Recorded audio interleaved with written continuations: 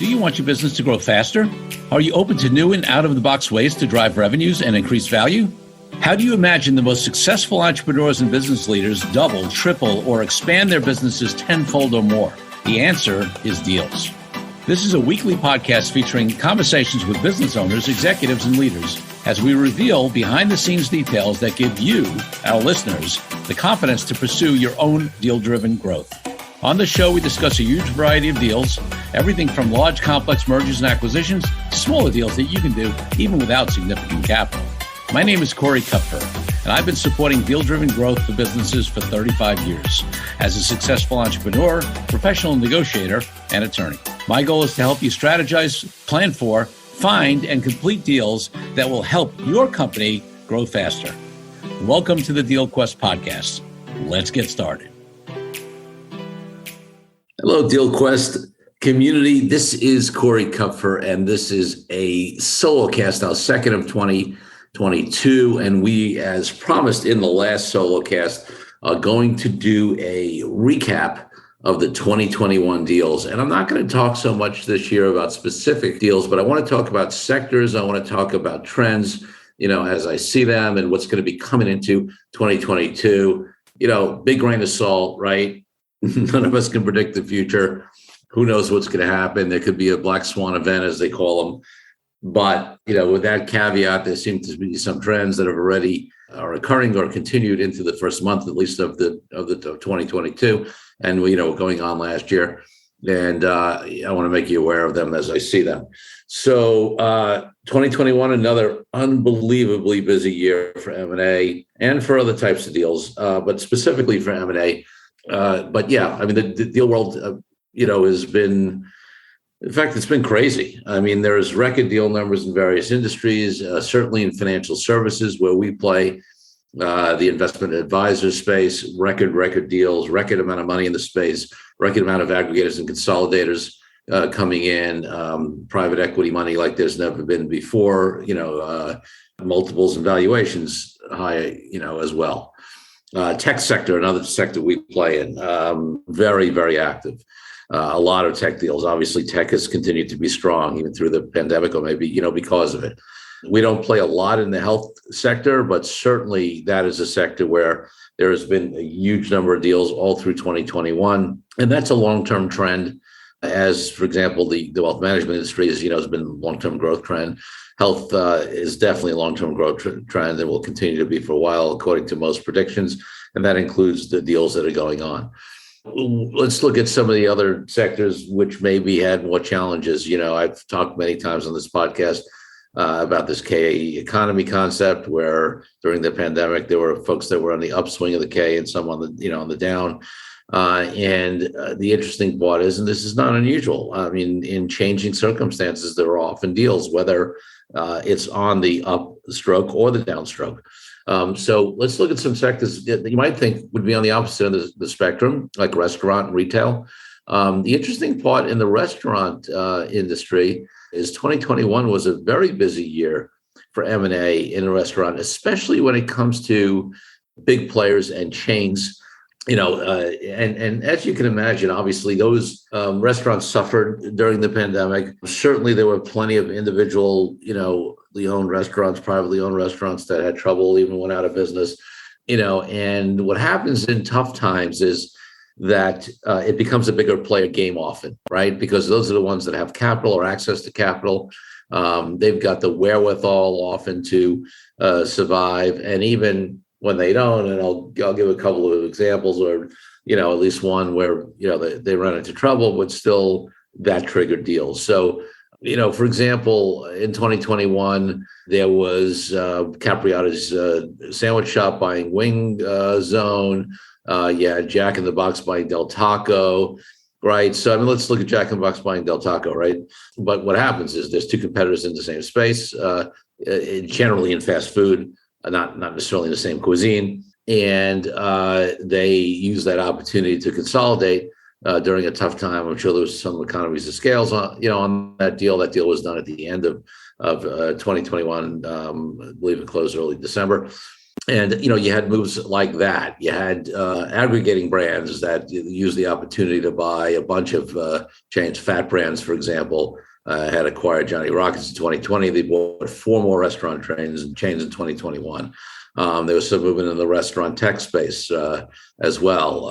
Squarespace, which is not just a restaurant, but they purchased the reservations platform on Talk in March, and Sweetgreens acquired Spice in late August. So these are just examples. And again, I'm not going to delve into individual deals, but you can see now one of the interesting things. I'll give one more example. Is there was a very big story deal in 2021, which was NPC International. That was sold some of its chains out of bankruptcy. I mean, that's another thing that happens, right? So not every big player was able to survive. Maybe there was some that were challenged otherwise in terms of maybe what was going on with their sales or with their capitalization or things like that. So NPC is one of those that went into bankruptcy.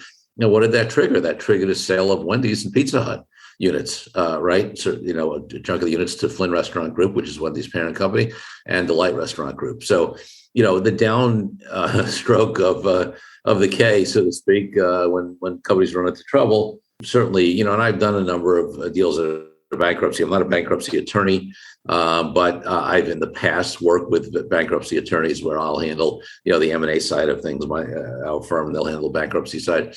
So I'm somewhat familiar with that. And that happens, and it's happened in other downturns in that sector. Let's look at, sort of consumer and retail, right? Because that's the other area that was obviously challenged for a while. A little ups and downs, certainly in 2021, certainly a better overall year than 2020.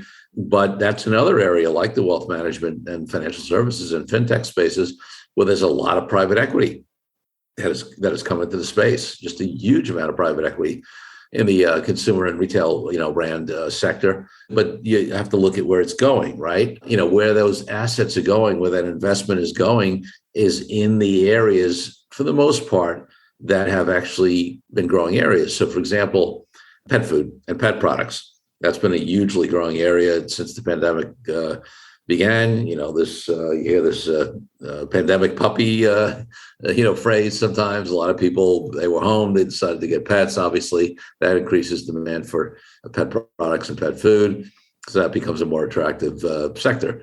And there were more deals going on there as well. One interesting thing is that there was some mixed results for SPACs. I did an episode on when SPACs were hot, and which are special purpose acquisition companies, companies that were formed for the sole purpose of acquiring, that were taken public as an acquisition company, raising money in the public market. That was super hot for a while. And I'm not saying that there's still not a lot of SPACs out there once forming, but as we came towards the end of the year, that vehicle for acquisitions became a little shakier. Certainly, from what I've seen in the consumer and retail area, they've, some of the reports are that they luster in that sector in terms of the SPACs.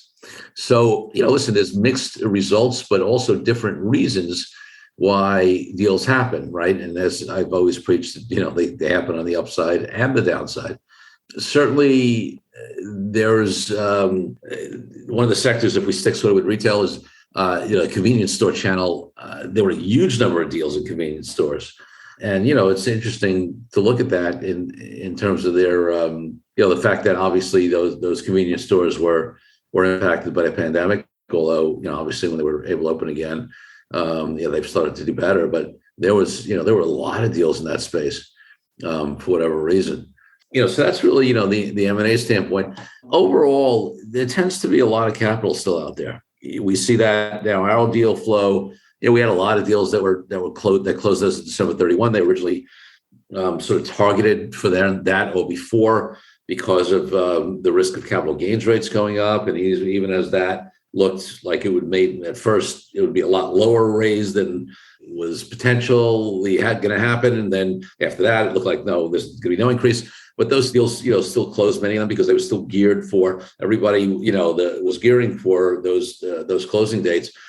And what happens on these deals is that it's not just the deadline that you were looking at for tax reasons or whatever, but once you sort of get into a mode with a project plan, and then your integration people, whether it's the tech, the systems, the people, the payroll, or whatever, they sort of get on track, and even though the tax situation changed, a lot of those deals still closed by December 31. But in many years where we have deals that are closing, where it's a busy December, January is slower, sometimes a lot slower in terms of deals. But we continue. I mean, it doesn't seem like there's even been an easing off the gas pedal, no less a break in terms of the deal, our experience of deals coming into the first month here of 2022. And I think we're not alone. Most of the professionals I speak to and the business people, whether it's on the investment banking side or the accounting side, or the legal side, the business broker side, you name it, consultants, everybody seems to be still busy. Now, we've seen some things happening in the economy. On the one hand, there was great growth rates in terms of GDP. On the other hand, unemployment's super low now. Obviously, we've had some bumps recently, little volatility in the stock market, high inflation, 40-year high inflation, questions as to whether that's going to ease off and it's just a run-up sort of post-pandemic, or whether that's a trend that's going to be, going to maybe depress some things. But I will tell you that I haven't seen any of that slow things down yet. Private equity and venture capital firms are still deploying capital. Companies that are raising, investment rounds, there still seems to be money out there in general, and financing for deals. So even, lending is readily available. I haven't seen, banks at all restrict capital. Sometimes happens in tough economies. We're not anywhere near that. In fact, it's pretty freely flowing. So seems to me like 2022 is going to be another really good year, knock on wood. Obviously, we'll see how the year develops. We'll see what happens with some of these other factors. But between the amount of capital out there, the fact that I also think psychologically, coming out of the pandemic, we're not out of it. I know who knows, there'll be another variant or whatever. But, overall, certainly things are getting back to business way more than they were. And, it just seems like people psychologically, companies, et cetera, are really interested in getting back to business, are looking for opportunities, have the capital to do it. And I have no reason to believe that this will not continue to be a very busy deal year. There's also outside the M&A space, when things are changing, right? Whether it's because of supply chain issues, or whether it's because of having to be closed from the pandemic, or maybe there's it could be an issue with the distribution. It could be an issue with just a particular supplier. Well, that also raises the opportunity, or one of the ways to come up with a challenge to get past the challenge that you face is to do certain other types of deals, and we see some of those. There's some more joint ventures and strategic alliances, right? Maybe. I've got one client I'm thinking of. I can't really talk much about the sector and the industry because the deal is early and I don't want to, reveal anything. But there's a shortage of access to, let's say, an aspect of transportation of goods that would be problematic for a huge opportunity that this client has. But there's someone else, another company out there that has, basically it's trucks. I can say that, right? I won't say the industry. But basically has trucks available, and that makes a joint venture, some sort of strategic alliance between these companies makes sense, because company A has this opportunity for significant work and getting vehicles and stuff. This other company has the vehicles, doesn't have the business opportunity, right? So that's and that could be, that kind of deal could be structured in any way, from just leasing the vehicles to buying them to, more likely, in this case, probably doing some sort of strategic alliance or joint venture, because it's not just the vehicles, it's the personnel, it's the expertise on routing and all that kind of stuff. So it makes more sense to get together. So in changing environments, as it continues to be, also look out for these opportunities for strategic alliances, joint ventures, and things like that. Even licensing deals. I mean, there are brands out there that have brand value, but maybe have run into operational trouble. And this could happen generally, certainly could happen during the pandemic, but there's some value still in the brand. And, sometimes people can sell that out or license that brand. And we see more of that as well. We find that for example, in my practice, we do a combination of deals and then just, also just straight contract and corporate and advice and, that kind of work for our clients. And then, of course, we have, the employment transition work that we do, getting the teams in the wealth management space out of banks, wirehouses, and trust companies. We have these different things we do. I would say deal work, because we track it, it just continues. It's been the last couple of years and has just certainly continued in the last 6 months of 2021 into 2022 here. There'll be a bigger and bigger percentage of what we do. And listen, we're not necessarily a microcosm of the whole economy by any means, but that's just been our experience. And I think, when you look at the stats on deals, that's not maybe not surprising. I think we're also fortunately, continue to build our reputation in that space. And just so you listeners know, we're about to, update our website to show more of that capacity, because we've done actually a pretty poor job. Like, we have phenomenal tax capacity through our relationship with a boutique domestic and international tax firm that has significant deal experience that serves as the outside tax department for small and medium-sized firms. And that gives us a competitive, we can compete with the big guys in terms of tax, the quality of the tax advice we get. So that helps us in the deal space. And that's, listen, that's another example of a deal, right? We got a relationship with a separate firm. They were smart in their business model in that they work with, not a huge number, but a select number of firms that do quality deal work and other work that need that tax expertise and experience, and often have trouble finding it at their size, because a lot of the tax folks are at big law firms and big accounting firms or in-house. So, that's smart. And essentially we have an alliance that allows us to do that. So, look for those kind of opportunities in your space as well. In terms of, any other trends, I'm trying to, it's interesting because in some ways this update is not that different from what I talked about at the beginning of 2021. Obviously, at that point, we were coming off of the much more deeper part of the pandemic, but still these trends were there, right? Deals were happening. But I think it's only accelerated. As the economy's opened up more, as, capital amounts out there have remained strong, and, as people have had time to evaluate opportunities, I think the deal flow has only gotten stronger. Let's take a break from the show for a minute so I can invite you to a new way to determine your deal readiness. I created a fast and easy assessment that will determine exactly how deal ready you are. Once you complete the assessment, I use your responses to identify the obstacles that are holding you back from being a deal-driven growth genius. It's as easy as heading to corykupfer.com/assessment. That's corykupfer.com/assessment and filling out a few multiple choice questions.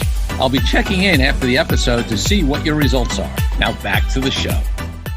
The other thing I find is that there are a lot of, professionals out there like myself and like the brokers and whatever who are hiring, like everybody else. In fact, we're hiring in my firm. We're about to bring in another senior attorney. We are about to get some additional administrative help. And I find that to be a trend in folks that are in the deal space as well, in that, we all need developing more capacity to continue to handle the existing growth and what we anticipate to be in the future. So that also allows deals to get done. Not that they wouldn't get done otherwise, but frankly, if the pace of deals can move more quickly if people are properly staffed up. And listen, some of us, it's not as easy. There are a lot of industries out there that have some trouble finding talent, and unemployment rate's really low. But certainly people are doing it in the deal space. I know some of the investment bankers that I know have announced recently significant hires on their part. So, the infrastructure around deals is growing itself, and the firms that handle are growing as well because of the need to do that. So signs are generally very positive. The other thing I would say is that in certain industries, because the multiples have gotten so high. I've had a couple of clients in the wealth management space.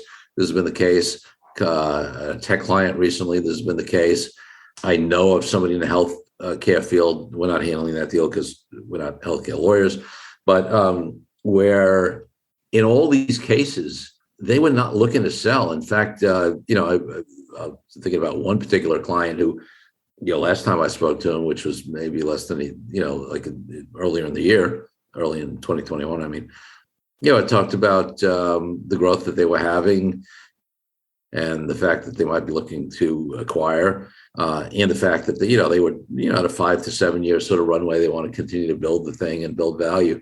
Got a call. Just one example. He's not the only one. Last week, wanting introductions to investment bankers, recommendations on who I would recommend for a potential sale, because started looking at the multiples that are out there, and they're pretty much in the wealth management space at an all-time high. Certainly, I mean, there were high multiples back right before the 2008, 2009, 2010 financial crisis, but those multiples were on much fewer deals paid by bank buyers mainly. Whereas now the volume of deals at those multiples and the number of different buyers, aggregator buyers, financial buyers, strategic buyers out there, is so much different. So there's so many more deals at those prices. And it makes people, rethink, like, even though they didn't have a plan, maybe there's an opportunity to take money off the table, whether that's in a sale totally, people can get the kind of multiples where maybe they'd be set for life now, or whether it's in a partial sale to take some chips off the tail, but keep running the company. So we see more and more of that even in companies that had no intention, like it wasn't in their 5-year plan, even though that's their 1-year plan, but the market is driving them to reconsider that. So that's a trend we're definitely seeing in a few of the sectors that we're involved in. So listen, I think, there's a lot more we could drill down on. I still think there's huge opportunity for deals out there, certainly on the buyer side. It's certainly a seller's market in many, many of the industries. Certainly, I think that wasn't quite as true in some of the restaurant and retail in those deals. But, in a lot of these other sectors, it is a seller's market, continues to be.